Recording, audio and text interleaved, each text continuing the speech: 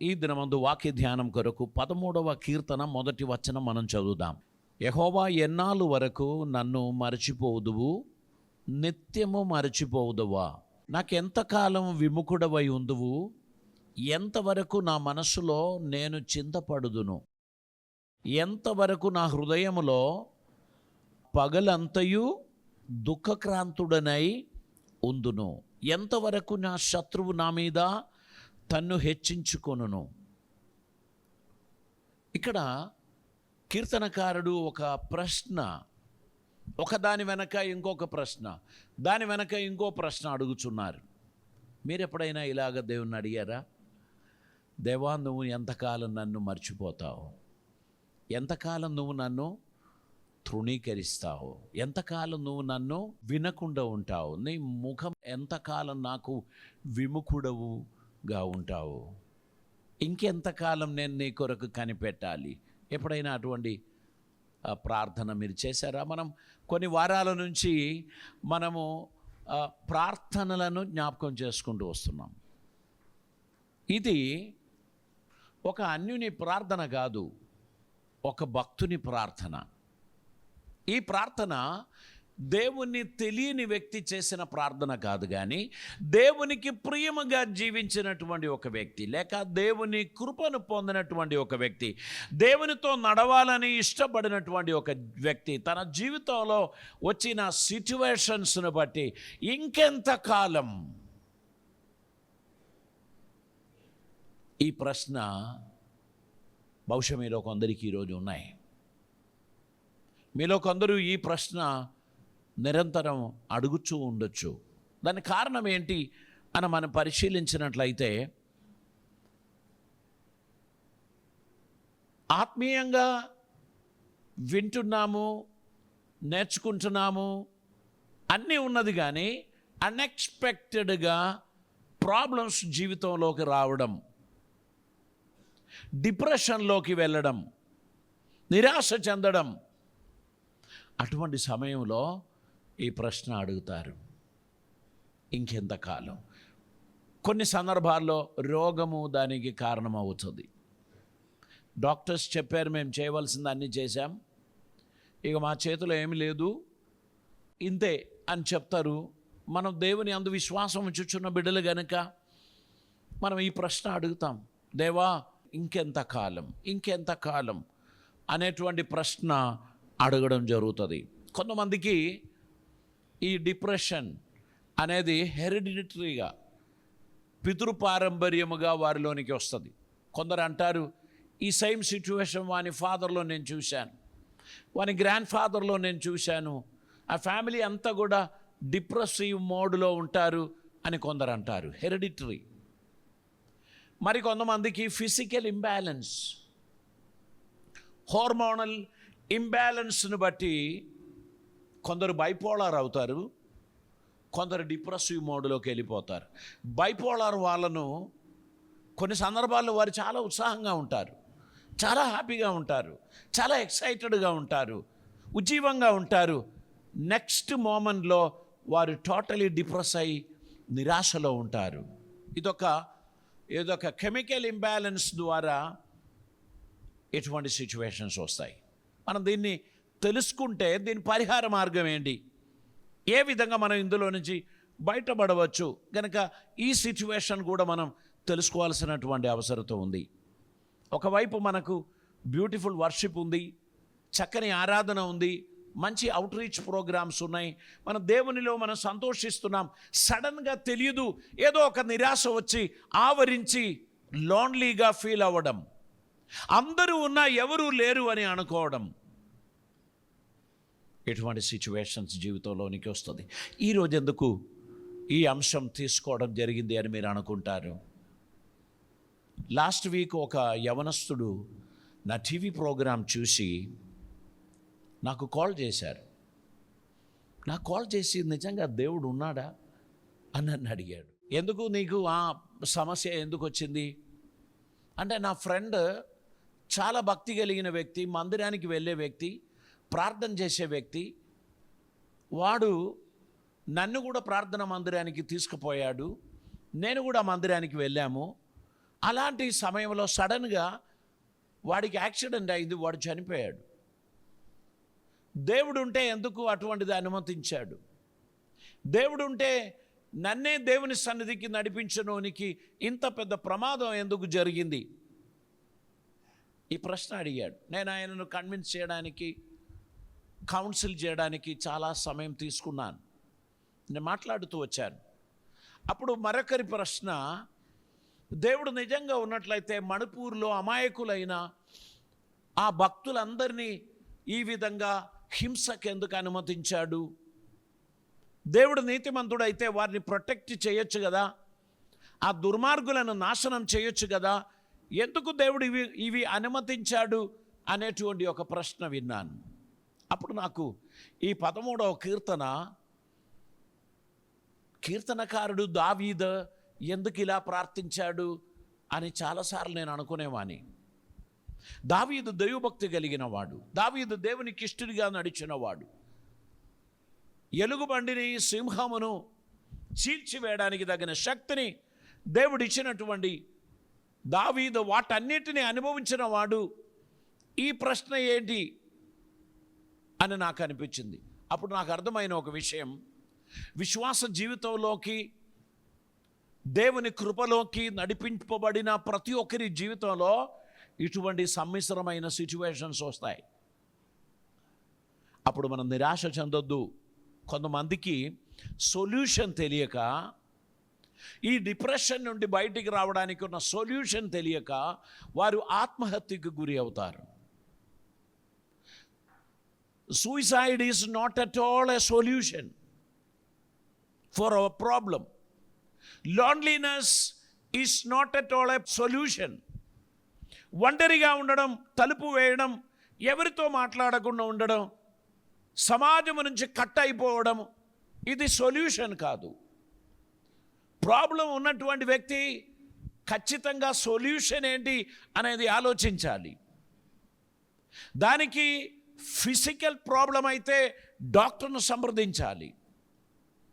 ఒకవేళ emotional problem అయితే సైకియాట్రిస్ట్ను సంప్రదించాలి. ఒకవేళ అది స్పిరిచువల్ ఇష్యూ అయితే ఒక దైవజనురాలను సంప్రదించవలసినటువంటి అవసరత ఉంది. మన జీవితంలో ప్రాబ్లమ్స్ వస్తున్నప్పుడు కొన్ని సలహాలు మనల్ని అందులో నుంచి బయటికి తీసుకురాగలవు. కొన్ని సమస్యలకు ఎవరికీ చెప్పకుండా మనం నలిగిపోవడం బట్టి ఆ సమస్యలకు పరిష్కారం ఉండదు. When you open, you will reveal the problem. When you reveal the problem, surely advices will come to solve the problem. నాకు తెలియదు కనుక నేను ఎవరికి చెప్పడం లేదు అని అనుకుంటే ఈ ప్రాబ్లం గుండా వెళ్ళినటువంటి వారు ఉండొచ్చు, ఈ ప్రాబ్లంకు అడ్వైస్ ఇవ్వగలిగిన వారు ఉండొచ్చు. వారి ముందు మనం వాటిని ఓపెన్ చేయాల్సినటువంటి అవసరత ఉంది. మనకు ఒక ప్రేయర్ టీం ఉంది, 24/7 ప్రార్థన చేస్తున్నారు. కానీ కొన్ని ప్రార్థనా విషయాలు మనం ప్రేయర్ టీంకు చెప్పలేం. ఎందుకని? అందరూ మనుషులే కదా.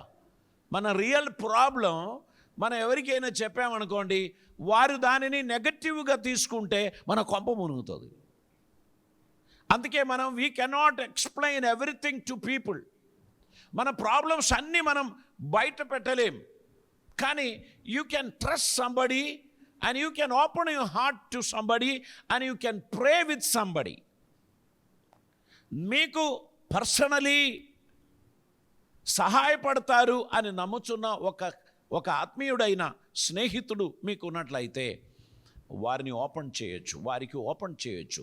వీటన్నిటికంటే beautiful place, go to the secret place and open your heart and reveal everything to God. Last week I was taking prayer is my subject to my Bible college students. When I asked them what is the secret in prayer, ప్రార్థనలో రహస్యం ఏంటి అని అంటే pray in secret. That is a secret. You can pray anything to God. ఈ ప్రశ్న ఒక pastor గారు అడిగితే అందరూ ఏమంటారు?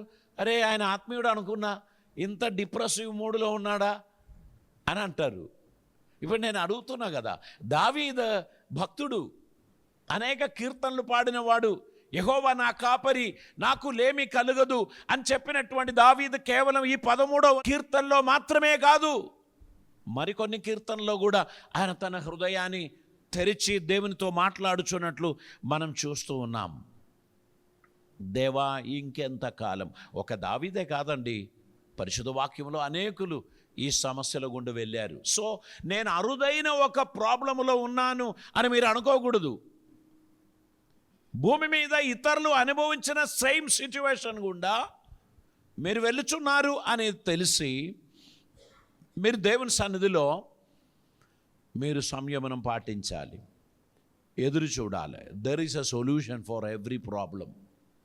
దేవుని సన్నిధిలో అన్ని సమస్యలకు పరిష్కారం ఉంది. దేవుడు అన్ని సిచ్యువేషన్స్లో మనకు సహాయం చేయగలడు. కొందరు శారీరకమైన సమస్యలను బట్టి అయితే, కొంతమందికి అన్నెసెసరీ థింకింగ్, అన్నెసెసరీ బర్డన్స్, కొంతమందికి అనుమానం, వారు అన్నిటినీ అనుమానిస్తారు. అదెందుకు, ఇదెందుకు, ఇది ఎలా, ఇది అలా అని వారు అనుమానించడం బట్టి వారికి డిప్రెషన్ వస్తుంది, వారికి వ్యతిరేకత వస్తుంది.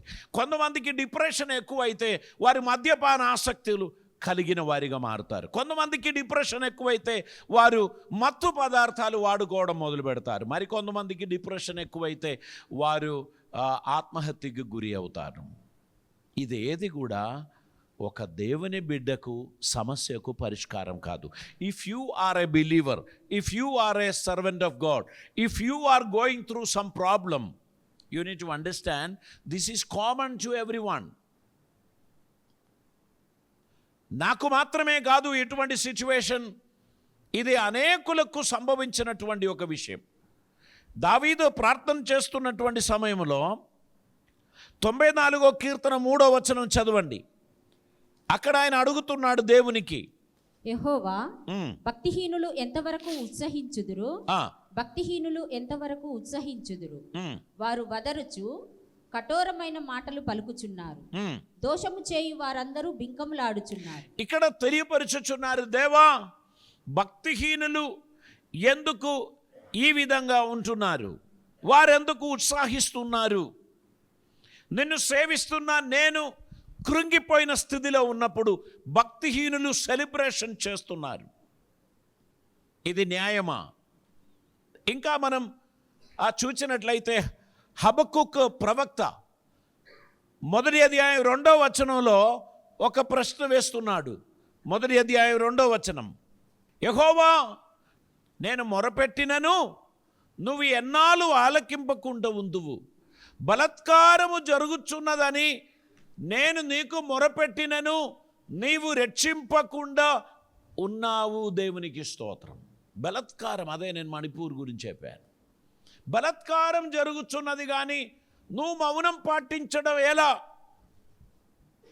భారతదేశంలో ఉన్న సమస్త క్రైస్తవులు ఆ రాష్ట్రం కొరకు ప్రార్థించిన కొన్ని మాసాలు ఇది. మే మాసం 4వ తారీఖు జరిగిన సంఘటన జూలై మాసం బయటికి వచ్చింది. అప్పటి నుంచి మన సంఘాలలో, మన సమాజములలో, మన కుటుంబాలలో ఆ ప్రజల కొరకు ప్రార్థన చేస్తున్నారు. అందులో ఒక్కరు మనకు పరిచయస్తులు కాదు, వారిలో ఒక్కరు మనకు తెలిసిన వారు లేరు, అందులో ఒక్కరు మనకు బంధువులు లేరు. But still we're praying. ఇంకా మనం పరిశుద్ధ వాక్యమును పరిశీలించినట్లయితే దేవుని సన్నిధిలో భక్తుడు అడుగుచున్నాడు, ఎంతకాలం ఈ సిచ్యువేషన్ నీవు అనుమతిస్తావు? దేవునికి స్తోత్రం. అనేక రకాలైన సమస్యలను గుండా ఆయన వెళ్ళుచున్నాడు. 13వ కీర్తన 3-4 వచనాలు ఒకసారి చదవండి. యెహోవా నా దేవా నా మీద దృష్టి ఉంచి నాకు ఉత్తరమిమ్ము. యెహోవా నా దేవా నా మీద దృష్టి ఉంచి నాకు ఉత్తరమిమ్ము. నేను అడిగిన ప్రశ్నకు నాకు జవాబిమ్ము. నేను మరణ నిద్ర నొందకుండాను, వాని గెలిచి తినని నా శత్రువు చెప్పుకొనకుండాను, నేను తూలిపోయి ఉండగా నా విరోధులు హర్షింపకుండాను నా కన్నులకు వెలుగిమ్ము. ఇక్కడ నిరాశకరమైన పరిస్థితిలో కూడా ఈ భక్తుడు దేవుణ్ణి విడిచిపెట్టడం లేదు. దేవుని సన్నిధి నుండి ఓ జవాబు రావాలని ఆశించుచున్నాడు. దేవుని సన్నిధిలో ఆయన కనిపెడుతున్నాడు. దేవునికి స్తోత్రం. తన హృదయం క్షీణించి బలహీనముకు గురి అయి ఉన్నటువంటి సమయంలో ఆయన దేవునికి మొరపెడుతున్నాడు. దేవా, ఈ సిచ్యువేషన్ నుంచి నన్ను బయటికి రప్పించుము. మన జీవితంలో సిచ్యువేషన్స్ వ్యతిరేకంగా ఉన్నటువంటి సమయంలో దేవుని సన్నిధిలో మొరపెట్టవలసినటువంటి అవసరత ఉంది. దేవునికి స్తోత్రం. ఆ సొల్యూషన్ మనకు దొరకకపోతే మనం చాలా నిరాశ చెందడానికి అది కారణమవుతుంది. ప్రశ్నలు అందరూ వేస్తారండి, జవాబు అందరికీ దొరకదు. అందరూ ప్రశ్నలు వేస్తారు, ఇంకెంత కాలం, ఇంకెన్నాళ్ళు ఈ సిచ్యువేషన్. కానీ దేవుడు మనకు తెలియపరచు మాట, వీటి నుండి ఒక విడుదల ఉంది. మనం దేనికి ఇంపార్టెన్స్ ఇవ్వాలో వాటికి ఇంపార్టెన్స్ ఇవ్వాల్సినటువంటి అవసరత ఉంది. ఇంపార్టెన్స్ ఇవ్వవలసిన దానికి ఇంపార్టెన్స్ ఇవ్వకుండా మనం ముందుకు వెళ్తే నిజంగా మనం ప్రాబ్లంలో ఇరికిపోవడానికి ఒక ఛాన్స్ ఉంది. నేను ఒక స్టోరీ మీకు చెప్పడానికి ఆశిస్తున్నాను. ఒక లేడీ తన హస్బెండ్ చనిపోయాడు. ఆమెకి పిల్లలు లేరు.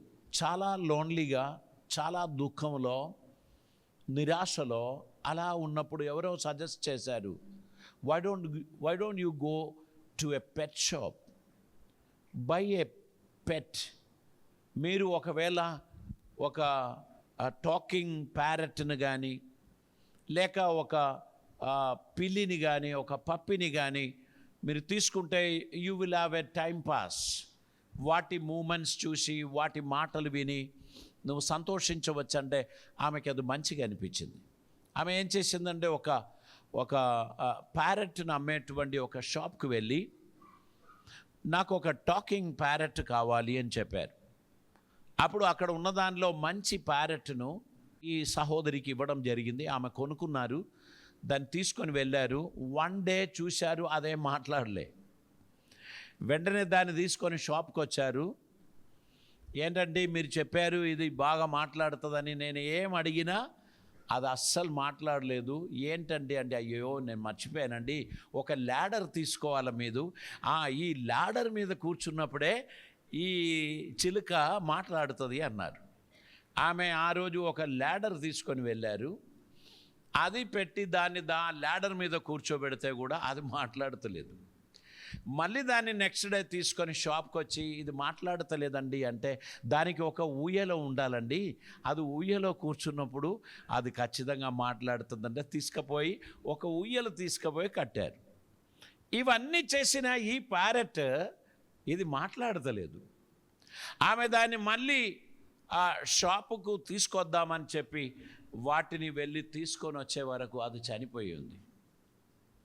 అసలు ఏం జరిగిందంటే 3 days ఇది మాట్లాడడానికి ఎదురు చూచింది, కానీ దానికి కావలసిన నీళ్ళు కానీ ఆహారం కానీ దానికి పెట్టలేదు. సో దానికి ఎప్పుడు మాట్లాడుతుంది అది? దానికి కావలసిన ఆహారం ఇచ్చి, దానికి కావలసిన నీళ్ళు ఇచ్చి, దాన్ని సంరక్షించినప్పుడు అది హెల్తీగా ఉండే అది మాట్లాడడానికి ప్రయత్నం చేస్తుంది. ఈ పరికరాలన్నీ దానికి ఇచ్చింది, కానీ అసలైనది ఇవ్వలేదు. సో ఎవరైనా నిరాశలో, దుఃఖంలో, బాధలలో ఉన్నటువంటి వారికి అవసరమైనది ఏంటి తెలుసా? వారికి ఆత్మీయ ఆహారం అవసరం. ఆత్మీయ ఆహారం అవసరం. దేవుడు ఈ ప్రపంచంలో ఉన్న 700 కోట్ల జనాభాను దేవుడు చూస్తున్నాడు. అందులో తనతో సంప్రదింపులు ఎవరైతే జరుపుతారో వారితో ఇంటిమేట్గా ఆయన డీల్ చేస్తారు. మిగిలిన వారికి అందరికీ సూర్యరశ్మి ఇస్తాడు, వర్షం ఇస్తాడు, పంటనిస్తాడు, సామర్థ్యం ఇస్తాడు, ఆరోగ్యం ఇస్తాడు, అన్నీ ఇస్తాడు. కానీ ఆత్మీయ పోషణ దేవుని దగ్గరికి వచ్చిన వారు, లేక దేవునితో సంభాషించుచున్న వారు మాత్రమే పొందుతారు. Do you have a personal relationship with God? మీ జీవితంలో వ్యక్తిగతంగా దేవునితో మీకు రిలేషన్షిప్ ఉందా? మీరందరూ గుంపులో కూడి పాటలు పాడేవారిగా ఉన్నారా? వ్యక్తిగతంగా దేవునితో మాట్లాడుచున్నటువంటి వారిగా మీరు ఉన్నారా? మీరు జీవితంలో దుఃఖము, నిరాశ వచ్చినప్పుడు ఈ ప్రశ్న వేస్తారు. వాటికి పరిష్కారం ఎక్కడుంది? ప్రభుని వాక్యములో ఉంది, ఆయన సన్నిధిలో ఉంది. ఆ పరిష్కార మార్గం పొందడానికి మనం ఆయన సన్నిధికి వెళ్ళాల్సినటువంటి అవసరత ఉంది. దేవునికి స్తోత్రం. యథార్థత కలిగిన, భక్తి కలిగిన ఒక విశ్వాసి తన జీవితంలో ఎదురవుతున్న ప్రాబ్లమ్స్ మధ్యలో వాని ఆశ్రయస్థానం దేవుడిగా ఉండినట్లు చేస్తాడు.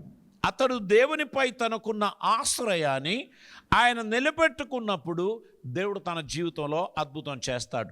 2వ కొరింథీ పత్రిక 4వ అధ్యాయం దాని మొదటి వచనం మనం ఒకసారి చదువుదామండి. 2వ కొరింథీ పత్రిక 4వ అధ్యాయం మొదటి వచనం. కాబట్టి ఈ పరిచర్య పొందినందున కరుణింపబడిన వారమై అధైర్యపడము. అయితే కుయుక్తిగా నడుచుకొనకయు దేవుని వాక్యమును వంచనగా బోధింపకయు సత్యమును ప్రత్యక్షపరచుట వలన ప్రతి మనుషుని మనసాక్షి ఎదుట మమ్మును మేమే దేవుని సముఖమందు మెప్పించుకొనుచు అవమానకరమైన రహస్య కార్యములను విసర్జించి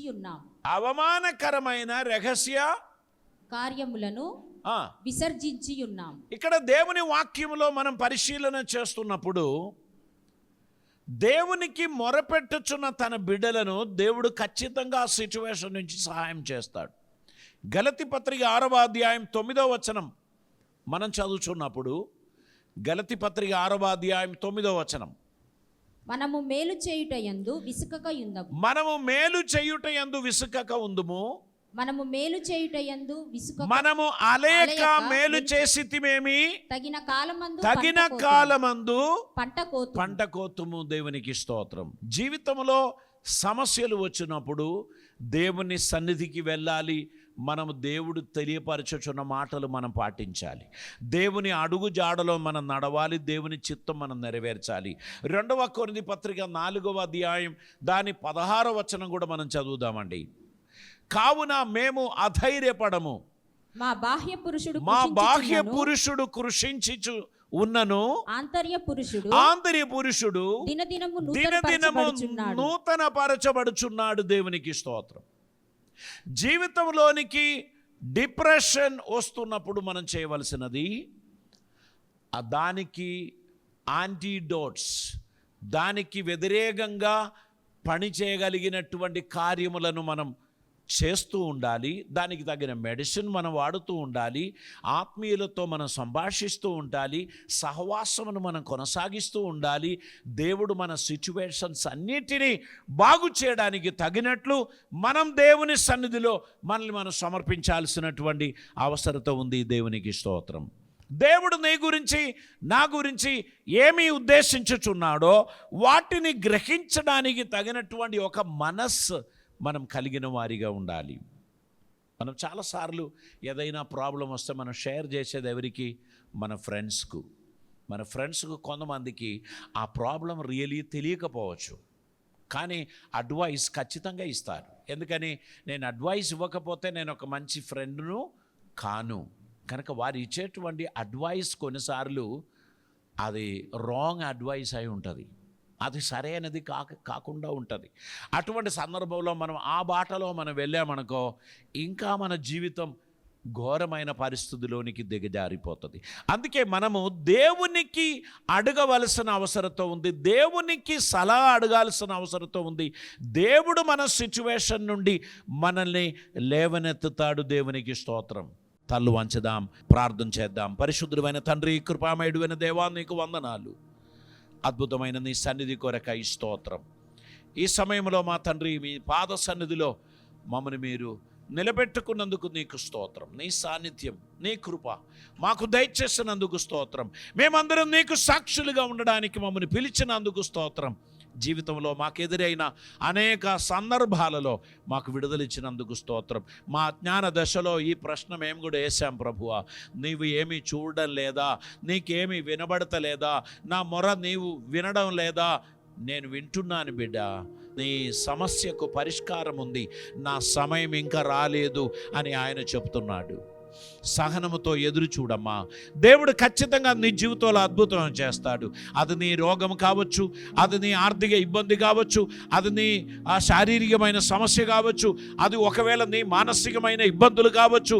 అన్ని పరిస్థితుల్లో నిన్ను లేవనెత్తడానికి నీ దేవుడు నమ్మదగిన వాడై ఉన్నాడు. నిరాశ చెందొద్దు, అపవాదికి చోటివ్వద్దు. ప్రాబ్లం పరస్పరం చెప్పి వదులుకోవాలి. మనస్ఫూర్తిగా క్షమించి జీవితం ప్రారంభించాలి. అద్భుతమైన అవకాశములను తండ్రి ప్రతి ఒక్కరూ చక్కగా నిర్వహించాలి అనేటువంటి విషయంలో అందరికీ జ్ఞానం ఇమ్మని ప్రార్థిస్తున్నాం. కృపలతో నింపుమని, అద్భుతములు జరిగించుమని, ఈ ప్రియ బిడ్డలందరినీ ఆదరించి ఆశీర్వదించుమని, ఈ దినమందు మీరు మాతో సూటిగా మాట్లాడినందుకు స్తోత్రం.